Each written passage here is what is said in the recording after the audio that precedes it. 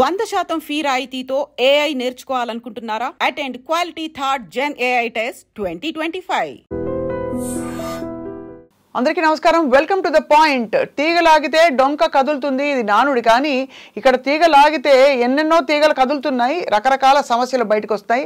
రాజ్ తరుణ్ లావణ్య విషయంలో గతంలో జరిగిన పరిణామాలన్నీ ఒక ఎత్తు అయితే, ఇప్పుడు ప్రస్తుతం తాజాగా మస్తాన్ సాయికి సంబంధించిన హార్డ్ డిస్క్లో దారుణమైన, అశ్లీలమైన, అసభ్యకరమైన వీడియోలు ఉన్నాయని చెప్పి మస్తాన్ సాయిని అదుపులో తీసుకోవడం జరిగింది. ఈ మొత్తం వ్యవహారంలో ప్రస్తుతం లావణ్య ఏమంటున్నారు, రాజ్ తరుణ్ ఎక్కడికి పోయాడు, శేఖర్ భాష ఇన్వాల్వ్మెంట్ ఎంతవరకు ఉంది, ఈ అంశంపై మాట్లాడబోతున్నాం. మనతో పాటు ప్రముఖ యాక్టివిస్ట్ అండ్ అందరికీ సుపరిచితులు, కౌన్సిలర్గా కృష్ణకుమార్ గారు ఉన్నారు. నమస్కారం మ్యామ్.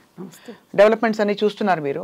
నిజంగా దిమ్మ తిరిగిపోయేలాంటి వాస్తవాలు బయటపడుతున్నాయి. అసలు ఈ వీడియోలు ఏమిటండి, హార్డ్ డిస్క్లు ఏమిటి, నిజంగా అంత దారుణమైన సమాజంలో ఉన్నామండి మనం. నిరూపిస్తున్నాయి కదా, పోర్నొద్దు, సమాజంలో మితిమీరిన స్త్రీలపైన అసభ్యంగా చిత్రీకరించొద్దు, అలాగే ఓటీటీలు వద్దు, వాటికి కూడా ఏదన్నా సెన్సార్షిప్ లాంటిది ఉండాలి, ఇలాంటివన్నీ మాట్లాడుతుంటే మమ్మల్ని పిచ్చోళ్ళలాగా చూశారు. ఇవాళ చూడండి సమాజం ఎట్లా తయారైందో. అసలు వీళ్ళనే కాదు, గుంటూరులో 21 ఏళ్ల పిల్లోడు 65 ఏళ్ళ ఆవిని అత్యాచారం చేస్తే ఆవిడ చనిపోయింది. దారుణం. ఎంత దారుణం. ఇప్పుడు దేనికోసం ఆలోచించాలి ఇప్పుడు? ఆ పిల్లాడి దుస్థితి, 21 ఏళ్ల పిల్లోడు అలా చెయ్యాలనిపించిన పరిస్థితులు. ఇప్పుడు ఈ మస్తాన్ సాయి ఇలా ఇంతమంది వీడియోలు తీసి తన దగ్గర పెట్టుకోవాలనుకునే కాంక్ష, అలాగే ఇట్లాంటి వాళ్ళతో కలిసి కక్ష తీర్చుకోవటం కోసం వలలు పన్నే శేఖర్ భాష. అది ఇప్పుడు అసలు రాజ్ తరుణ్ లావణ్య దగ్గర మొదలైన స్టోరీ కాస్త ఇది శాఖోపశాఖలుగా విస్తరించింది అన్నట్లు, అసలు ఎక్కడి నుంచి ఎక్కడికి వెళ్తుందో అర్థం కావట్లేదు. ఇంత క్రిమినల్ మెంటాలిటీ అసలు ఎందుకు వస్తుంది జనంలో? ఇప్పుడు ప్రస్తుతం బయటపడ్డ విషయాలు ఒకసారి మాట్లాడదాం మ్యామ్. అసలు మస్తాన్ సాయి దగ్గర అతని హార్డ్ డిస్క్లో ఇన్ని వీడియోలు దొరుకుతున్నాయంటే మనకేమర్థం అవుతుంది అంటే ఒక డెన్ ఏదో ఉంది, ఆ డెన్కి అమ్మాయిల్ని రప్పించుకోగలుగుతున్నాడు. లేదు, స్వచ్ఛందంగానే అమ్మాయిలు వస్తున్నారు.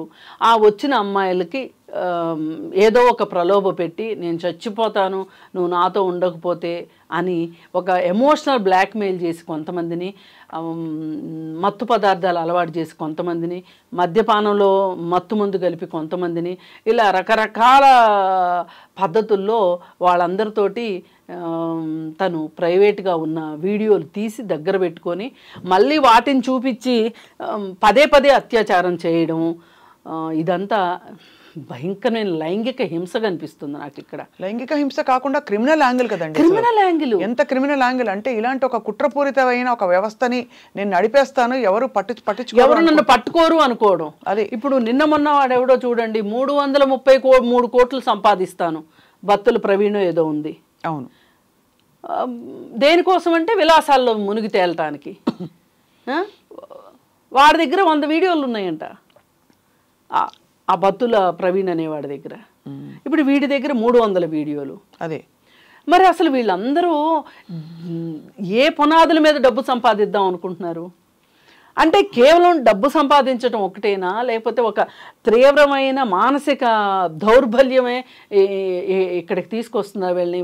ఒక ప్లెజరు ఏదైతే, నేను ఒక మనిషిని మాయ చేయగలను, మోసం చేయగలను. ఇప్పుడు ఈ విషయంలో మేడం అసలు అర్థం కాని విషయం కృష్ణకుమార్ గారు, ఈ హార్డ్ డిస్క్ ఎలా ఉన్నట్టు అసలు ఎలా తెలుసుంటుంది పోలీసులకి? లావణ్య ఇచ్చింది కంప్లైంట్, లావణ్య ఇచ్చింది. అసలైతే ఇప్పుడు మనం మొదలుకెళ్తే, మళ్ళీ స్టోరీ మొదలుకెళ్తే, రాజ్ తరుణ్ లావణ్య ఒక బంధంలో ఉన్నారు. రాజ్ తరుణ్ లావణ్య ఒక బంధంలో ఉండి ఒక ఇంట్లో ఉన్నారు, ఒక విల్లాలో ఉన్నారు. విల్లాలో ఉన్నప్పుడు విల్లా చాలా పెద్దది, 3 స్టైర్లు విల్లా ఉంది. అయితే దీంట్లోకి ఎవరు వస్తారో తెలియదు, ఎవరు పోతారో తెలియదు. ఆనేవాలే ఆనా, కానవాలే కానా అన్నట్లు గానా బజానా నడుస్తుంది అక్కడ. నడుస్తూ ఉన్న సందర్భంలో రాజ్ తరుణ్ నువ్వెందుకు ఆ అమ్మాయిని పెళ్లి చేసుకుంటానని చెప్పావంట, ఎందుకు ఆ అమ్మాయిని పెళ్లి చేసుకోవట్లేదు అని చెప్పి అతను పోలీసులు అడిగారు. లావణ్య అతని మీద కేసు పెట్టినప్పుడు. అడిగితే అతను చెప్పిన సమాధానం ఏంటంటే ఆ అమ్మాయి క్యారెక్టర్ మంచిది కాదు, ఆ అమ్మాయి డ్రగ్స్ చేస్తుంది, మళ్ళీ నా ఇంట్లోనే చేస్తుంది, నువ్వు ఎక్కడన్నా చేసుకోగానే నా ఇంట్లో చేయకు అని చెప్పాను, ఆ అమ్మాయి వినట్లేదు, నా ఇంట్లోనే చేస్తుంది, ఆ అమ్మాయికి చాలా చాలా రకాల మనుషులతోటి మస్తాన్ సాయి దగ్గర నుంచి వేరే వేరే వాళ్ళతో సంబంధాలు ఉన్నాయి ఆ అమ్మాయికి, అలాంటి అమ్మాయి నాకు వద్దు అనుకున్నాను అని అతను చెప్పాడు. అయితే పోలీసులు ఎఫ్ఐఆర్ చేశారు. అతను ఎఫ్ఐఆర్ క్వాష్ చేసుకున్నాడు. ఆ క్వాష్ చేసుకోగానే ఇక్కడ మనకి రెడీగా ఒక బావమరిది ఉన్నాడు సిటీలో, శేఖర్ భాష అనే బావమరిది.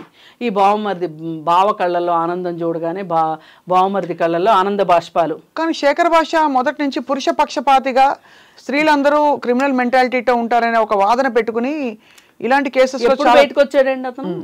ఫస్ట్ టైం బయటకు వచ్చింది ఎక్కడ, మేబీ మీతోనే ఇంటర్వ్యూ అనుకుంటా, ఒక ఇంటర్వ్యూ. ఒక అమ్మాయి తనని నన్ను ప్రేమిస్తావా చస్తావా, నన్ను ప్రేమిస్తావా చస్తావా అని చెప్పి నన్ను హింసించింది. మరి ఆ అమ్మాయి పేరేదో ఏముందో, ఆ అమ్మాయి ఆ తర్వాత సూసైడ్ చేసుకుందో ఏదో అన్నారు. ఒక అమ్మాయి అయితే ఇతను ప్రేమించిన అమ్మాయి సూసైడ్ చేసుకుంది. అది అయిపోయిన తర్వాత ఇంకెవరో అమ్మాయిలతోటి ఇతనికి గొడవలు ఉంటే వాళ్ళ మీద కూడా కక్ష తీర్చుకునే ప్రోగ్రాంలో ఇప్పుడు అతను ఉన్నాడు ప్రస్తుతం. కానీ మొట్టమొదటిసారిగా రాజ్ తరుణ్ కేసులోనే బయటకు వచ్చాడు. రాజ్ తరుణ్ కేసులో బయటకు వచ్చి అప్పుడు మాట్లాడడం మొదలుపెట్టాడు. అప్పుడే మాట్లాడడం మొదలెట్టి లావణ్యది తప్పు అనడం మొదలెట్టాడు. కానీ లావణ్యది తప్పు అని మాట్లాడే హక్కు నీకుంది, ఒక పౌరుడిగా నీకు ఆ హక్కు ఉంది. కానీ రాజ్ తరుణ్ తప్పు లేదు అని తీర్మానించే హక్కు నీకు లేదు. అంటే ఇక అతను పూర్తిగా అడ్డంగా వెనకేసుకున్నా పర్లేదు, కానీ అంటే అతని అభిప్రాయం కాబట్టి. కానీ ఇక్కడ ఈ క్రిమినల్ చర్యల్లో అతని ఇన్వాల్వ్మెంట్ ఉన్నట్టు మనకి ఎలా తెలుస్తుంది? ఇప్పుడు అతను ఆ రోజు అలా మాట్లాడితే ఎంతసేపటికి లావణ్యని టార్గెట్ చేసి రాజ్ తరుణ్ మంచోడు అని చెప్పి రాజ్ తరుణ్ వైపుకి వెళ్ళిపోయి ఎలాగోలా రాజ్ తరుణ్కి ఆ ఇంట్లో ఉన్న ఈ లావణ్యాన్ని ఆ ఇల్లు ఖాళీ చేయించాలి అని కంకణం కట్టుకున్నాడు అతను. కంకణం కట్టుకుని వాళ్ళు ఏదో మాట్లాడుకున్నారు, అవును, ఒక కాంట్రాక్ట్ ఏదో మాట్లాడుకున్నారు. దానికోసం ఈవిడేమో ఇంకొక లాయర్ని అప్రోచ్ అయింది. ఆ తర్వాత ఆ లాయర్ కాకుండా ఇంకొక లాయర్, నేను ఒకరోజు చచ్చిపోతానని ఆ అమ్మాయి రాత్రిపూట బెదిరిస్తే ఇంకొక లాయర్ ఎవరో వెళ్ళి ఆ అమ్మాయిని రక్షించాడు. అంటే ఇది ఎలా అయిపోయిందంటే వీళ్ళ కదలికల్ని ఆ అమ్మాయి కదలికల్ని వీళ్ళు రికార్డ్ చేస్తున్నారు. అంటే అదే ఎలా చేస్తున్నారు అనేది ఇప్పుడు, ఎందుకంటే ఇప్పుడు లేటెస్ట్ గా శేఖర్ భాష మస్తాన్ సాయి మాట్లాడుకున్నట్టుగా వచ్చిన ఫోన్ కాన్వర్సేషన్ ఎవరుండి రికార్డ్ చేశారు, ఎలా బయటకు వచ్చింది? అది వాళ్ళిద్దరు బయట పెట్టుకోరు కదా, వాళ్ళ ఫోన్లు ఎవరు ట్యాప్ చేస్తున్నారు? మరి ఆ మాట మనం అడిగితే గనక లావణ్య ఎవరితో మాట్లాడినా ఆ రికార్డులన్నీ బయటకు వచ్చేస్తున్నాయి. లావణ్య ఫోన్ ఎవరు ట్యాప్ చేస్తున్నారు అంటే దీని అర్థం ఏంటంటే పోలీసుల్లోనే వీళ్ళకి సహకరించే వాళ్ళు ఉన్నారు.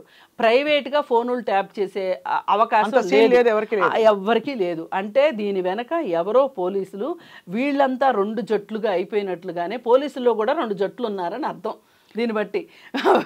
అంటే ఇంటెలిజెన్స్ కౌంటర్ ఇంటెలిజెన్స్ ఎట్లా ఉంటాయో, ఎలా పనిచేస్తాయో ఇక్కడ కూడా అలాగే పనిచేసినాయి అని ఎత్తులకి పై ఎత్తులు.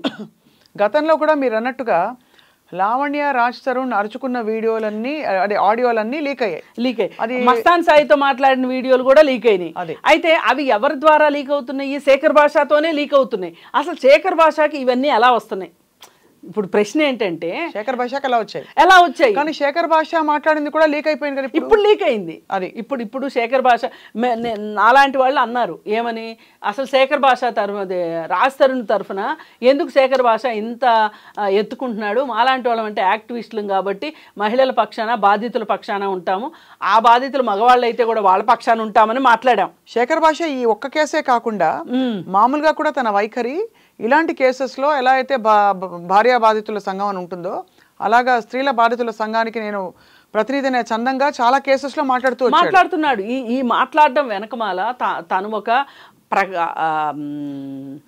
ప్రకటిత పురుష పక్షపాతిలాగా మారటం వెనకమాల అతను ఒక షీల్డ్ తయారు చేసుకున్నాడు అని ఈ రోజు లీక్తో అర్థమైపోయింది. ఈ రోజు లీక్లో అర్థమైన విషయాలు ఏంటి చెప్పండి మ్యామ్? ఈ రోజు లీక్లో ఏం అర్థమైందంటే మస్తాన్ సాయికి ఫోన్ చేశాడు శేఖర్ భాష.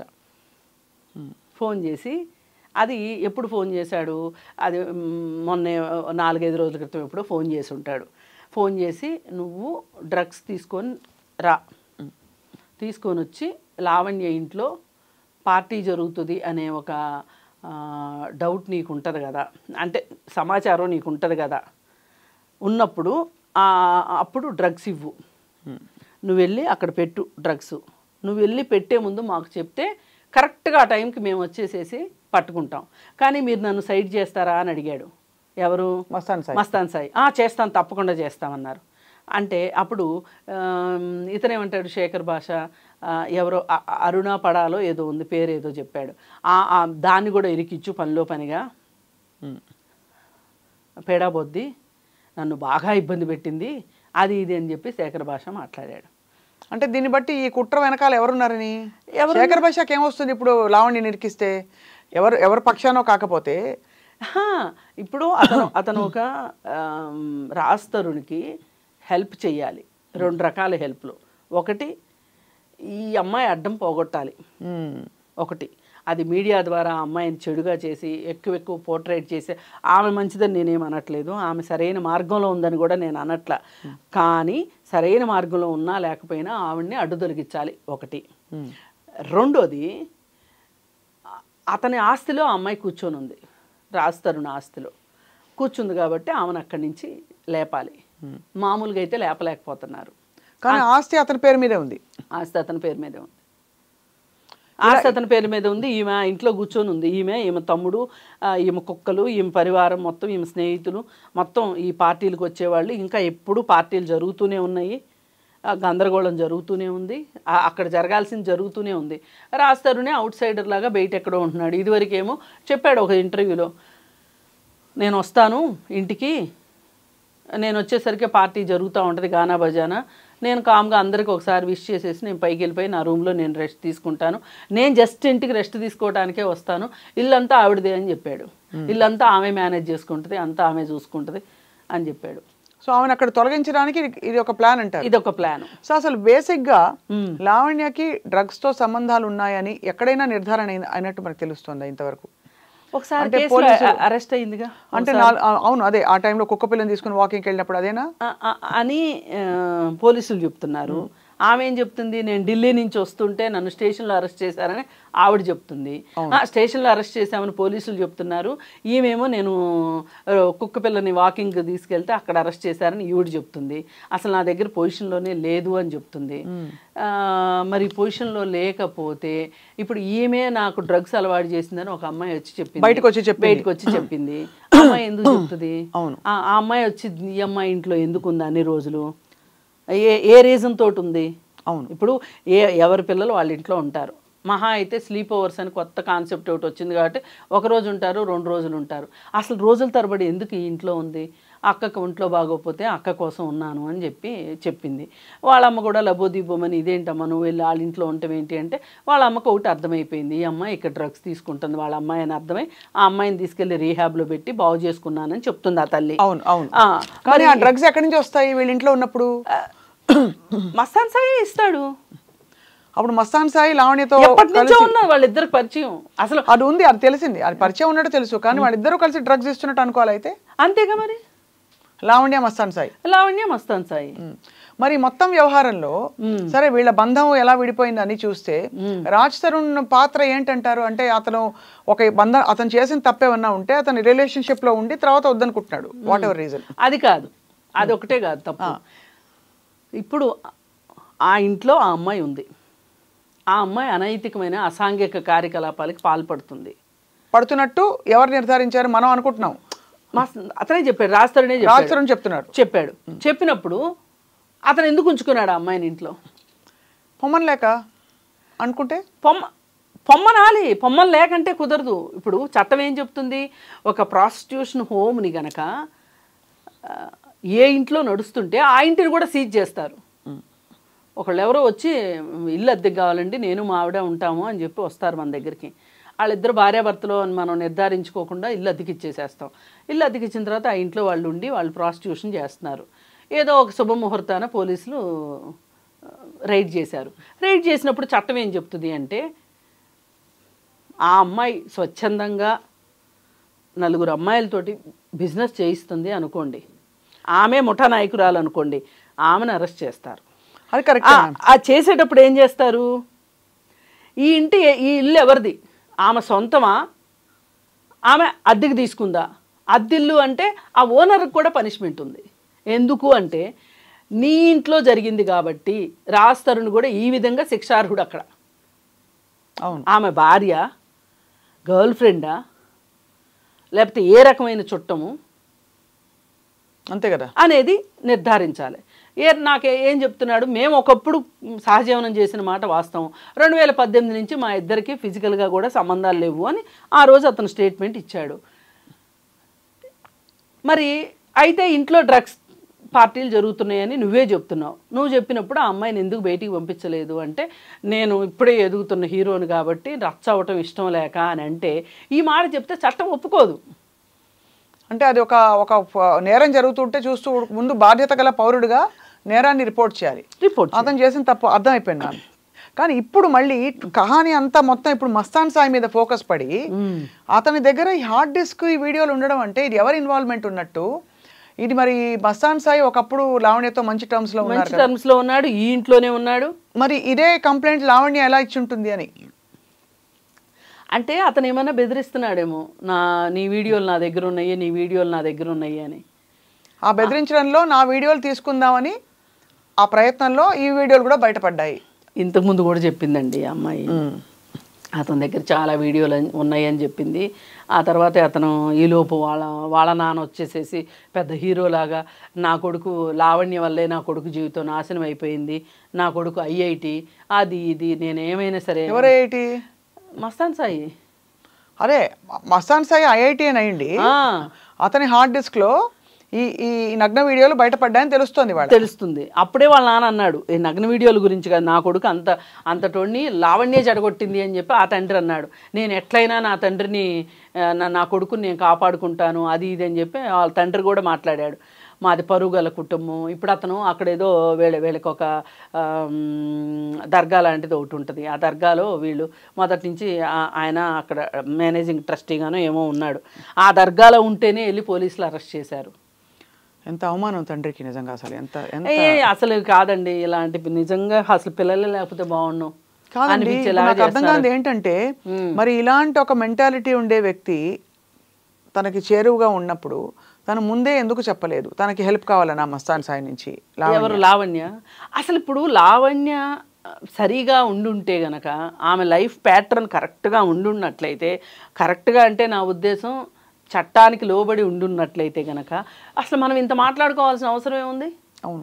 వీళ్ళందరూ ఏంటి అంటే, వీళ్ళకున్న ఆదాయాలు వీళ్ళకి సరిపోవు, వీళ్ళు రంగురంగుల ప్రపంచాలు చూస్తున్నారు, చూసి వాళ్ళకిలాగా ఉండాలని వీళ్ళు ప్రయత్నం చేస్తున్నారు. ఇప్పుడు కేపీ చౌదరి ఉన్నాడండి, ఎందుకు సూసైడ్ చేస్తున్నాడు ఇప్పుడు చెప్పండి? మెకానికల్ ఇంజనీర్ చదువుకున్నాడు పూనాలో, ఇక్కడికి వచ్చి సినిమాలు తీసి అర్ధరాత్రి లక్షాధికారులు కోటీశ్వర్లు అయిపోవాలి, వచ్చి చేతులు కాల్చుకున్నాడు. బతకటానికి దారి దొరక్క డ్రగ్స్ తీసుకొచ్చి అమ్మటం మొదలెట్టాడు. ఎన్నోసార్లు జైలుకి వెళ్ళాడు. ఇప్పుడు అప్పులు భారం ఇవన్నీ తట్టుకోలేక సూసైడ్ చేసుకున్నాడు. ఎందుకు డ్రగ్స్ దగ్గరికి వెళ్ళాడు ఇతను అంటే ఏం చెప్తాము? ఈ సినిమా ఇండస్ట్రీలోకి వచ్చి నిలదొక్కుకోలేని వాళ్ళు, ఆడవాళ్ళు అయితే వ్యభిచారం, మగవాళ్ళు అయితే డ్రగ్స్ అమ్మడము, లేకపోతే పెద్ద పెద్ద హీరోల దగ్గర మేనేజర్లుగా చేరటము, ఇట్లా రకరకాల వృత్తులు నేర్చుకుంటున్నారు, వృత్తులు చేసుకుంటున్నారు. దానిలో బయటపడుతున్న అనేక అంటే చూస్తుండగా గీత దాటి ఎక్కడికో దూరం వెళ్ళిపోతున్నారు. ఎప్పుడో వెనక్కి తిరిగి చూసుకునేసరికి అసలు మేము ఎక్కడ మొదలెట్టాం? ఎందుకంటే ఇవాళ మనం నగ్న వీడియోలు, డ్రగ్స్ ఇవి చాలా సామాన్యమైన మనలాంటి వ్యక్తుల దగ్గర దొరికినట్టు మాట్లాడుకుంటున్నాం. అంటే వాళ్ళు ఎక్కడో క్రిమినల్ గ్యాంగ్ నుంచి, మాఫియా నుంచి రాలే. సమాజం మన చుట్టూ ఉన్న వాళ్ళు, మన పక్కనే ఉన్నాడు. ఇప్పుడు ఈ స్టోరీ అంతా బయటికి రాకముందు లావణ్యకి మామూలు స్నేహితులు ఉండుంటారా? అదే కదా. రాజ్ తరుణ్కి ఉండుంటారా? అసలు ఎక్కడో దాకెందుకు? శేఖర్ భాష ఎన్ని కబుర్లు చెప్పాడు. ఇది ఒక షీల్డ్ అవుట్ వేసుకొని, ఉద్యమకారుడు షీల్డ్ అవుట్ వేసుకొని వెనకమాలు చేసే పనులు ఇవా? అసలు శేఖర్ భాష ఇన్వాల్వ్మెంట్ ఏమిటని ఇందులో? ఇప్పుడు ఏ ఇన్వాల్వ్మెంట్ లేకపోతే ఆ అమ్మాయి ఇంట్లో డ్రగ్స్ పెట్టమని ఎందుకు చెప్తాడు మస్తాన్ సాయికి? చాలా. ఇప్పుడు నేనైతే చేస్తానా? చేయం కదా. మీరైతే చేస్తారా? అసలు అలాంటి వాడితోటి ఫోన్ కాల్ మాట్లాడడం నువ్వు నికార్సైనోడు అయితే, నువ్వు సరైనోడు అయితే, అతను మోస్ట్ వాంటెడ్ క్రిమినల్ కదా. కొన్ని రోజులు నెలల పాటు దొరకలేదు అతను, పోలీసులను ఏమార్చి తిరిగాడు, అక్కడ అన్నదానాలు చేసుకుంటా కూర్చున్నాడు, ఇక్కడ బ్యాండ్ ఒకటి కట్టుకొని, మొత్తానికి పట్టుకున్నారు. అలాంటి వాడితో నువ్వు ఫోన్ ఎందుకు చేస్తున్నావు, అతనితో ఎందుకు మాట్లాడుతున్నావు నువ్వు సరైనోడు అయితే? నీ ప్రైవేట్ పంచాయతీ ఏంటి ఇక్కడ? అసలు ఎందుకు ఇంటర్ఫియర్ అయ్యావు అనేది క్వశ్చన్. అదేదో క్వశ్చన్. ఏం ఆశించి లేదు, ఎవరికి హెల్ప్ చేద్దామని, ఏం జరిగింది ఎవరికి లేదు ఇక్కడ. ఇప్పుడు ఇంతకీ మరి ఈ విషయంలో ఎవరెవరు ఇంప్లికేట్, ఎవరెవరు చట్టపరమైన చర్యలకి లోన్ అవుతారని మీరు అనుకుంటున్నారు? అందరూ లోన్ అవుతారండి. లావణ్య దొరుకుతుంది, రాజ్ తరుణ్, మస్తాన్ సాయి, శేఖర్ భాష కూడా ఇవాళ ఆన్సర్ చెప్పుకోవాల్సిందే.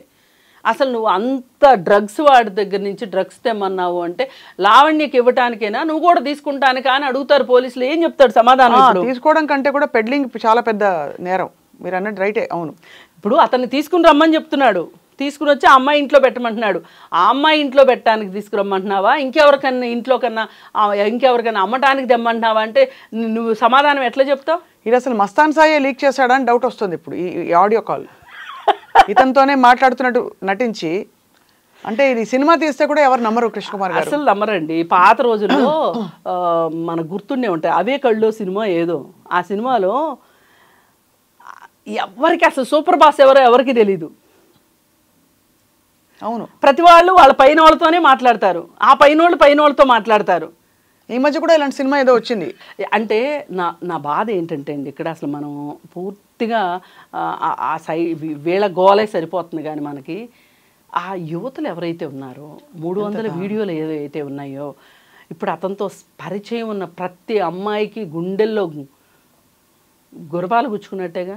అంతే, తెలుసో తెలియకో, ఇష్టపూర్వకంగానో అయిష్టంగానో అతనితో ఆ కార్యకలాపాల్లో పాల్పంచుకున్నందుకు ఇప్పుడు ఎంతమంది గుండెలు గోగోలాడిపోతాయి.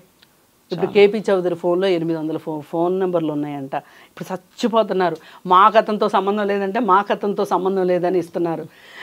పాపం ఆ సురేఖవాణి కూతురు ఏదో పిచ్చిదానిలా ఉంది, అన్న నువ్వు లేకుండా నేను ఎట్లా బతకాలి అని చెప్పి రక్త సంబంధంలో సినిమాలాగా పాటలు పాడుతుంది.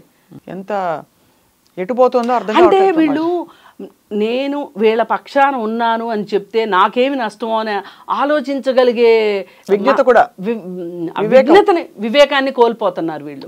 అంతే. ఇప్పుడు ఈ మొత్తం గ్యాంగ్ కూడా అదే చేసింది. ఇప్పుడు మనలాంటి వాళ్ళం అనుకోండి, అంతటి ప్రమాదానికి మనం అసలు ప్రమాదాన్ని ఊహించకుండాను ఉండము. దాని జోలికి ప్రమాదం కంటే కూడా మంచి చెడు విచక్షణ ఉంటుంది కదా. ఇప్పుడు నిజంగానే కరెక్ట్ మంచి ఒక వైపు ఉంటే వాళ్ళ వైపు నిలబడడానికి ఎవరు వెనకాడరు, మీరే వెనకాడరు. ధర్మం ఎటువైపు ఉంది, చట్టపరమైన న్యాయం ఎటువైపు ఉందో అటువైపు ఉంటాం. కానీ ఇక్కడ ఏంటంటే అందరూ దొంగలే అని తెలిసినప్పుడు ఒకరి మీద ఒకళ్ళు అనుమానాలు పెట్టుకోవడం, ఫోన్ కాల్ రికార్డ్ చేసుకోవడం, అసలు లీకులు చేయడం, ఆ అరుపులు కేకలు ఏమిటో అసలు కొన్ని రోజులు సీరియల్ కంటే దారుణంగా మొత్తం వెబ్ సిరీస్ అయిపోయింది. అయ్యే బాబోయ్, అదేదో అసలు ఈ మధ్య కాలంలో ప్రశాంతంగా ఉన్నాం కదా అనుకుంటే మళ్ళీ మొదలైంది. మరి ఇది ఏ తీరానికో చూసి వేచి చూద్దాం. చట్టం మాత్రం తన పని. కానీ ఈసారి మట్టుకండి ఇట్లాంటి పనులు ఎవరైనా చెయ్యాలి అనుకుంటే దడుచుకునేలాగా మట్టుకు శిక్షలు ఉండాలని నేను అది అంటే ఖచ్చితంగా ఈ హార్డ్ డిస్క్ ఎవరిదో ముందు వాళ్ళ కాళ్ళు చేతులు మొత్తం చట్టం పోలీసులు తప్పకుండా చర్యలు తీసుకోకపోతేనండి అసలు వ్యవస్థ మీద నమ్మకం పోద్ది. అది కృష్ణకుమార్ గారు ఖచ్చితంగా వేచి చూద్దాం. డెవలప్మెంట్ జరుగుతాయి, మనం మాట్లాడుతూ ఉందామండి. ధన్యవాదాలు మీ విశ్లేషణ అది చెప్పు. నమస్కారం.